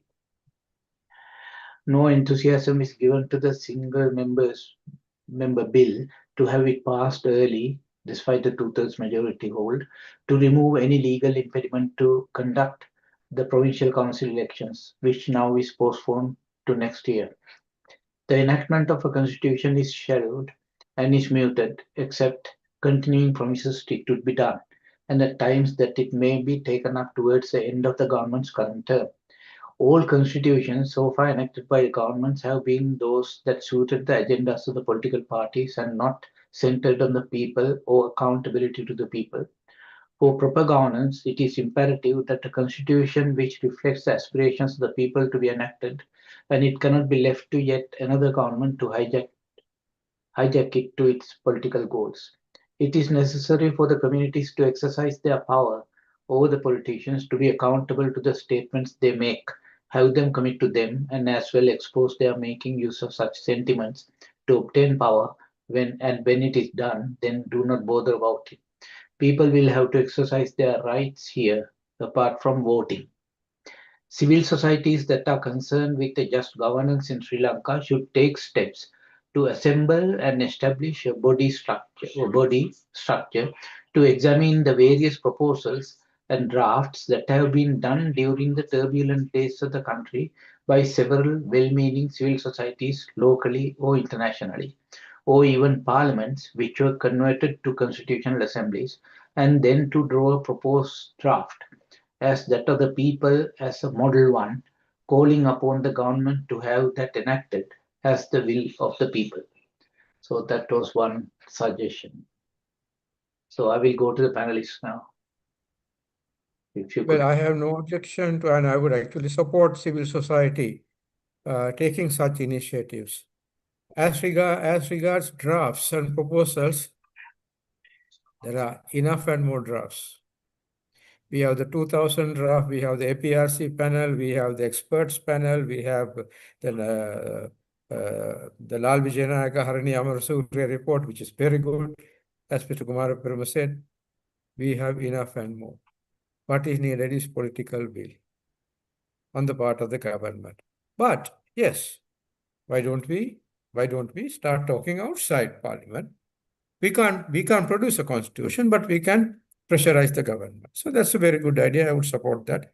I think civil society should now, because of the delay in the government. Of course, yesterday, Miss Amarasuriya, Dr. Amarasuriya in Parliament said that they have not forgotten the constitutional amendment process, which is very good. But also we need action, right? But doing it in the fourth year, I've heard this, we'll do it in the fourth year. It's not going to happen. So we need to start the process. So parallel to that, yes, we can also have a civil society. We can also have civil society action.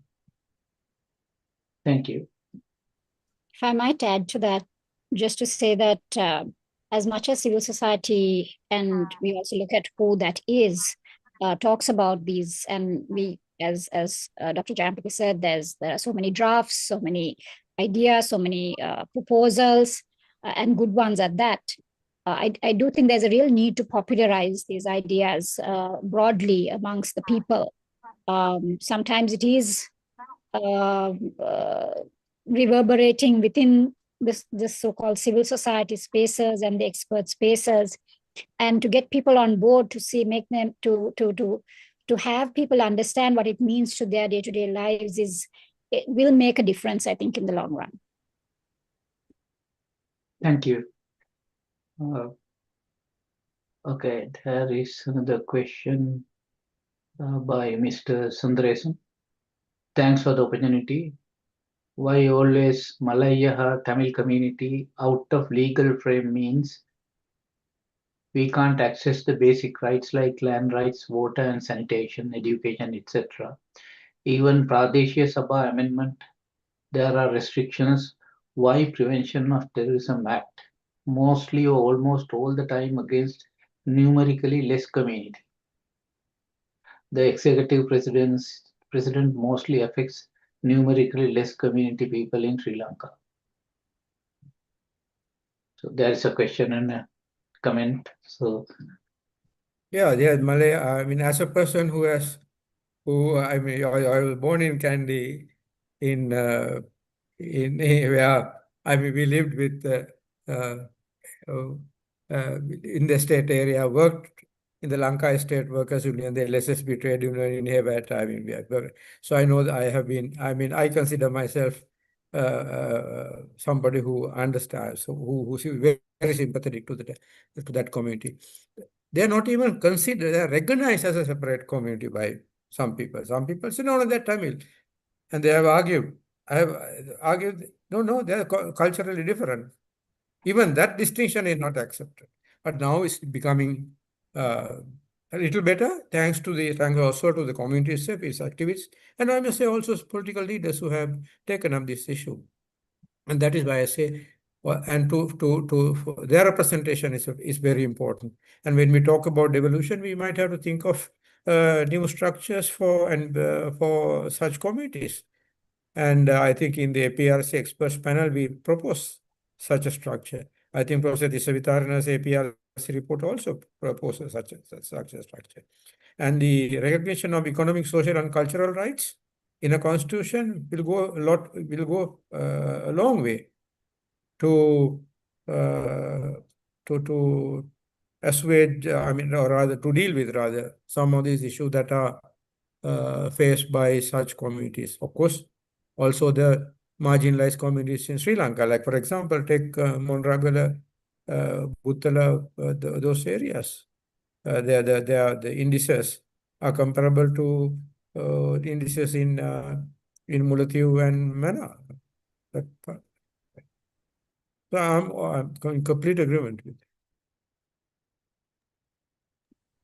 Do you have anything to add?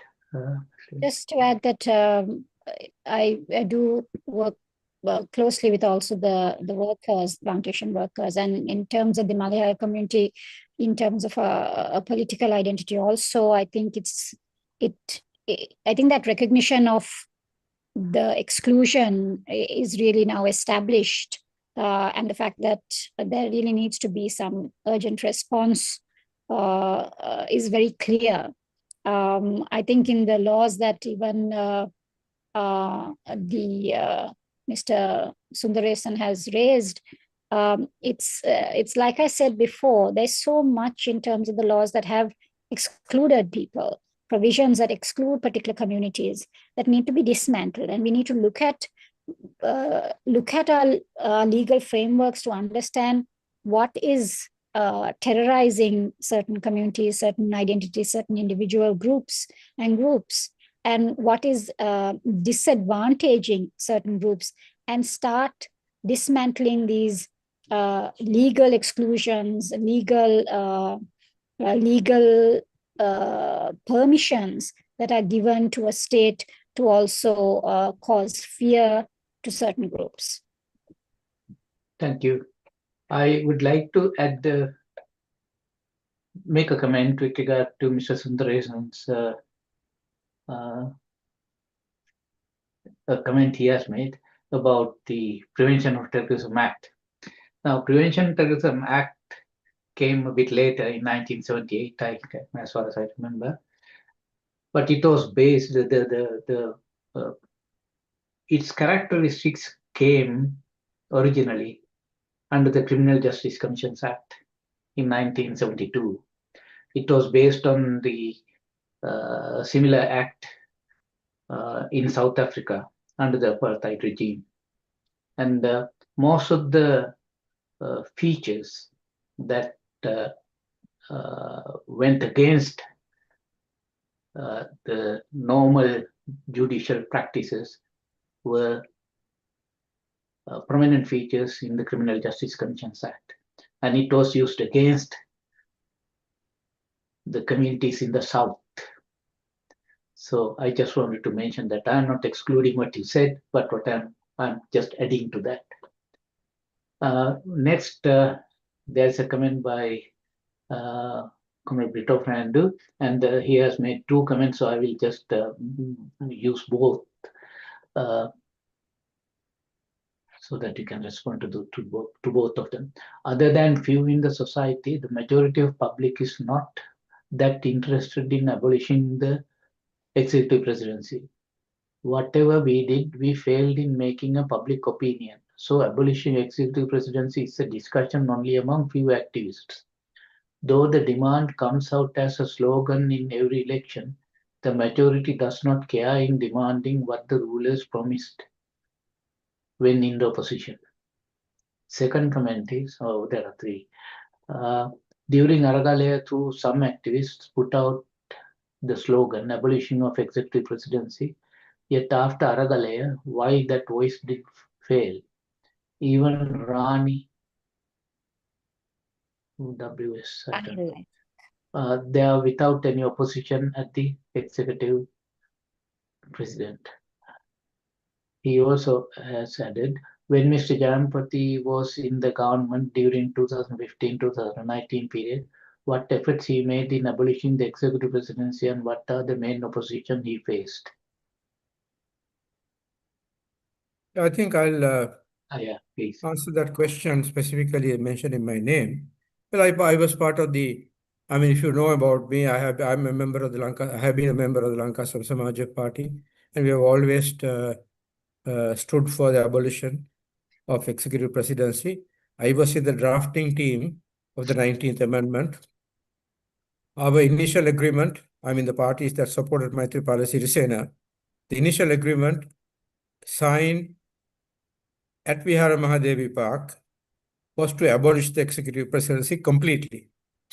And I and Professor Nirmal Devasiri, we drafted most of that agreement. And the following day, the very following day, Mr. Sirisena went and signed a separate MOU with the Jathika Helomurumaya of Champigaranavaka, where Champigaranavaka got Sirisena to agree that no constitutional amendment requiring a referendum will be brought. So Sirisena probably did not know what he was signing, right? So that put a real roadblock into it. And he somehow it went into a manifesto also. And therefore, an abolition would have required, complete abolition would have required a referendum. Of course, I'm in a small group of lawyers who argue that a referendum is not necessary, but that is not the majority opinion. The Supreme Court has said an abolition is, for abolition, a two-thirds majority is not sufficient. A referendum has to be held.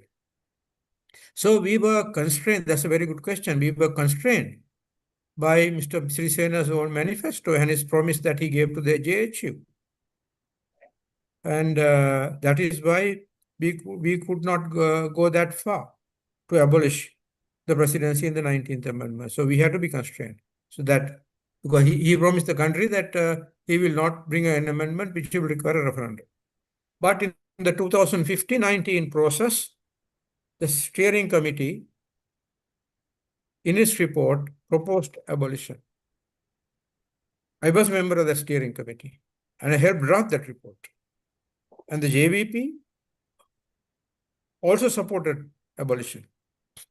But again, by that time, Mr. Sirisena was working with the SLFP again, also working with the Rajapaksas, as we saw in 2018, when he appointed Mahinda Rajapaksa as Prime Minister.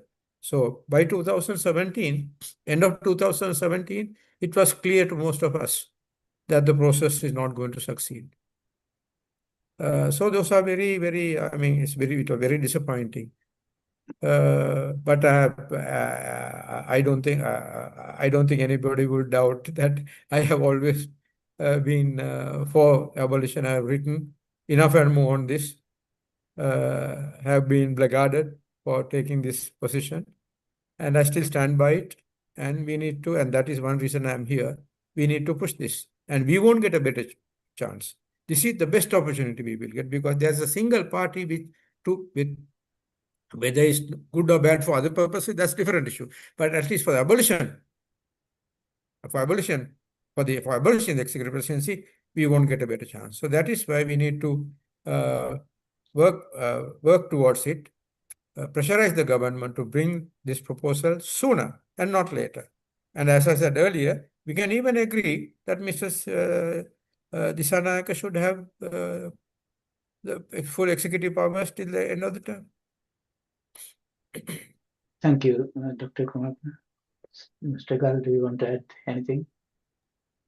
No, I think in the questions there was perhaps only to reiterate the fact that it says that during the Alagaria, some activists put out the slogan abolishing of EP, and then thereafter the voice, that there was no voice for this demand. I think there is a real failing on the part of civil society and those organizations that also work with their various constituencies and beneficiaries and people in failing to build public awareness, public understanding about these constitutional ideas.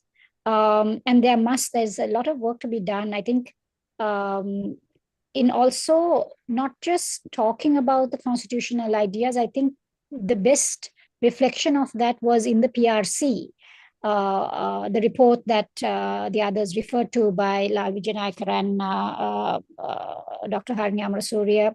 They were part of Mr. Vijayanayake chaired that committee looking into constitutional reforms, and they did consultations across the country.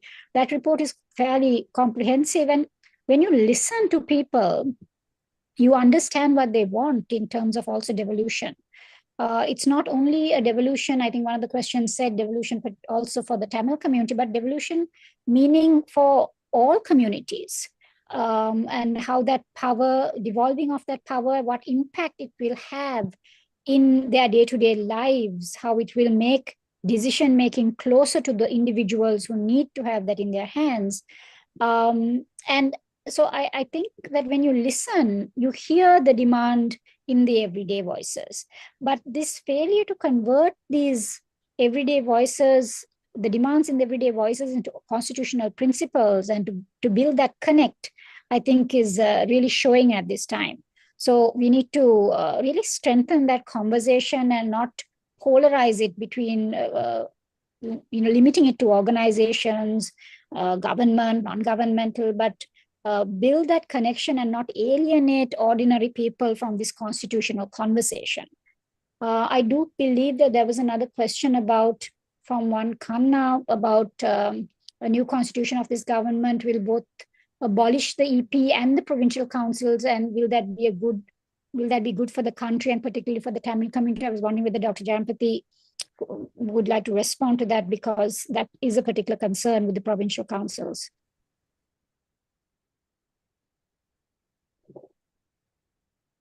Yeah, the executive presidency, the Sinhala supremacists who are against devolution want to keep executive presidency for another purpose, because the executive presidency can be used by them to suppress the other communities. And of course, they would like to dismantle the provincial councils. Ideally, they would like to, but it's not going to be easy.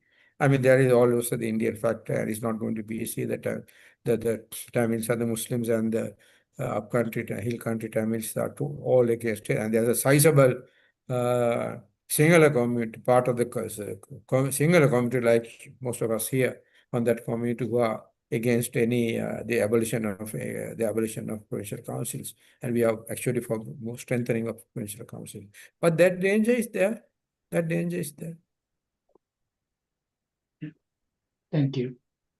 I think in addition, probably what we could raise about the provincial councils and 13th Amendment is we have to pressurize the government to come out clearly what their position is with regard to those issues. If they are going to abolish provincial councils and get rid of the 13th Amendment, then how are they going to address the issues of the marginalized communities? So they will have to openly discuss those things. And okay, let us move on to, there is another, Mr. Sundaresan says, thanks a lot. Unfortunately, even census executive president reluctant to create a separate Now, Dr. Wilson Naika from Canberra, he is asking, 16 years after the end of the war, the national question is still unresolved. When Deputy Minister Chaturanga Besinga addressed Sri Lankan expatriates in Canberra last month, sadly no Tamil or Muslim members were present. I asked him what the NPP government's strategy to resolve the national question and whether the government is willing to fully implement the 13th Amendment. Sadly, he said the government has no intention to implement the 13th Amendment at this point of time, and maybe this issue in the future in the process of developing a new constitution. I guess we are back to square one.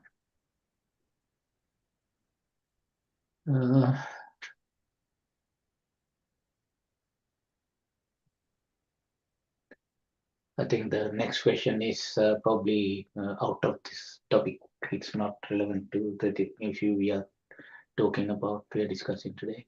Is there any comments you wish to make? We have 7 minutes more to finish the session. So are there questions or any comments, Larry? Well, Professor Willis, was there a question? Yeah. I mean, I cannot speak for the NPP. I'm not a member of the NPP. I cannot speak for the NPP. Yeah.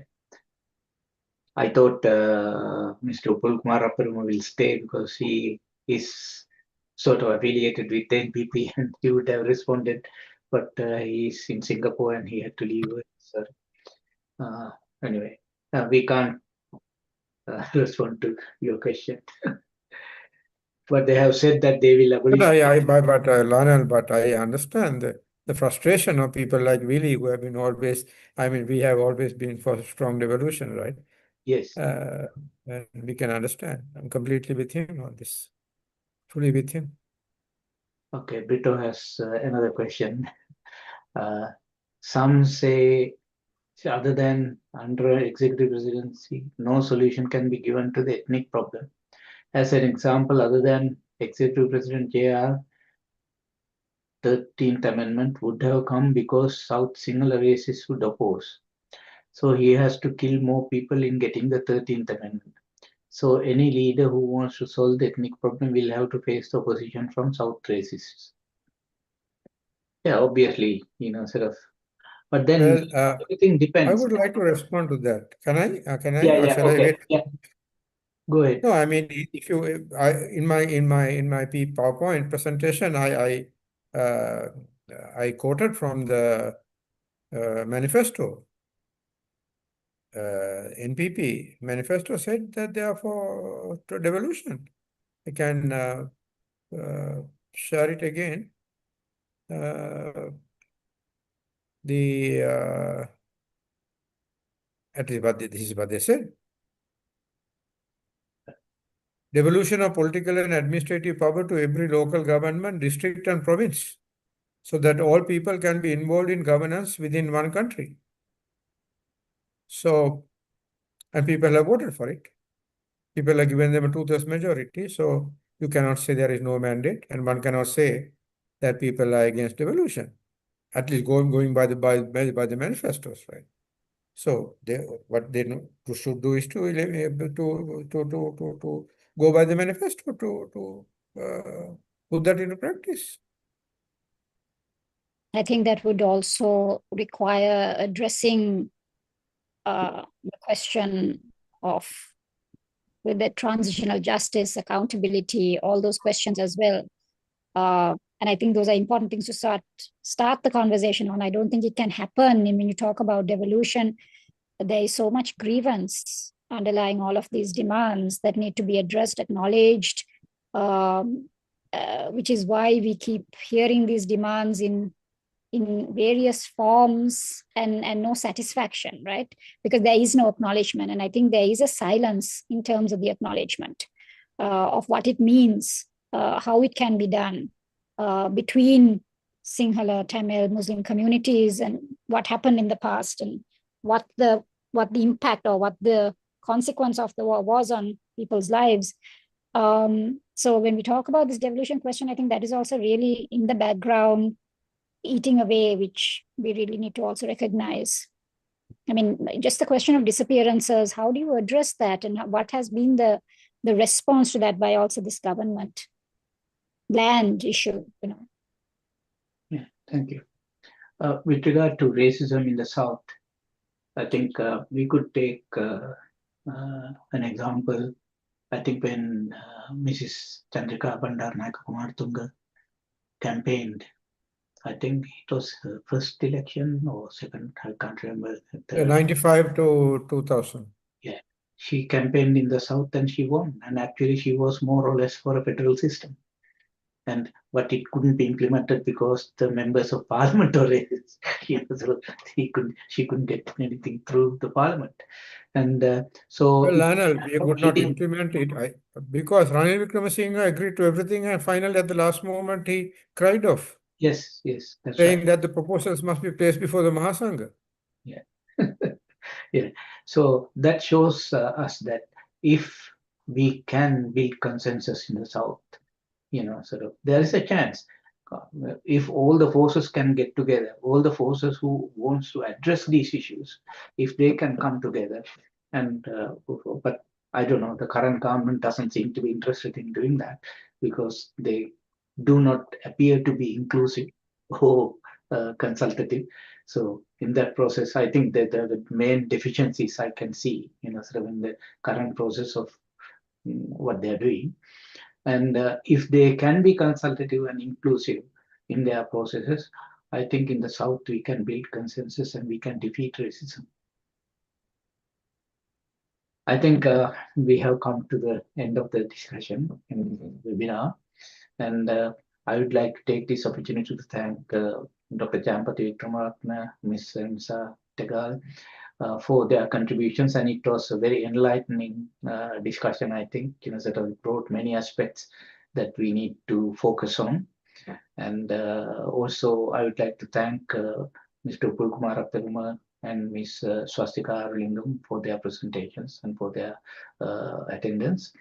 And I think one of the main conclusions we could arrive at is that we all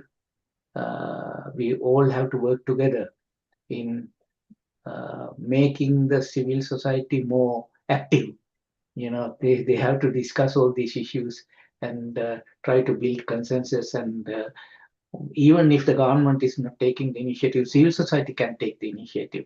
I think that was one of the suggestions that was made at the last webinar we held about the NPP. And so again, thank you. And we will meet once more sometime in future. Okay, thank you again. Thank you for the opportunity. Thank you, Lionel. Thank you. Good night, everybody. Thank you, Lionel. Thank you for chairing. Thank you, Larry, for being there too. Okay. Okay, I'm going to end this.